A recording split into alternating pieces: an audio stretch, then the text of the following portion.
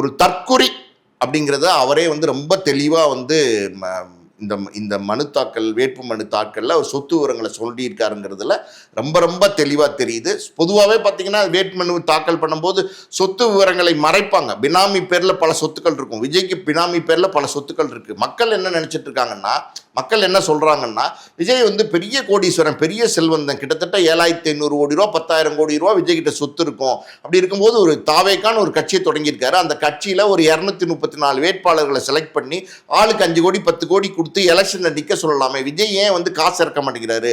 விஜய் ஏன் வந்து பார்த்தீங்கன்னா செலவழிக்க மாட்டேங்கிறார் கட்சிக்கு? அவரோட கட்சி தானே, அவர் தானே வந்து அந்த கட்சியை ஆரம்பிச்சிருக்காரு. அப்போ அந்த கட்சிக்கு அவர் செலவழிக்கணுமா இல்லையா அப்படின்னு நிறைய கேள்விகள் மக்கள்கிட்ட இருந்துச்சு. ஆனால் நேத்திக்கு அதுக்கெல்லாம் விட கிடைச்சிருச்சு. என்ன அப்படின்னா, பாவம் அவர்கிட்ட வந்து 520 கோடி ரூபா தான் இருக்குது. அப்படி இருக்கும்போது ஆளுக்கு 10 கோடின்னு கொடுத்தா 50 பேர் கொடுத்தாலே 520 கோடி ரூபா போயிடும். அதனால் வந்து அது செய்யாமல் அவர் வந்து பார்த்திங்கன்னா அதாவது கட்சிக்கு ஃபண்டு திரட்டி கட்சியை நடத்துகிறாரு.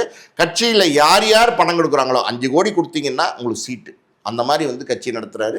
நீங்கள் இந்த மாதிரி இப்படி ஒரு விஷயத்தை நீங்கள் கேள்விப்பட்டிருக்கவே முடியாது.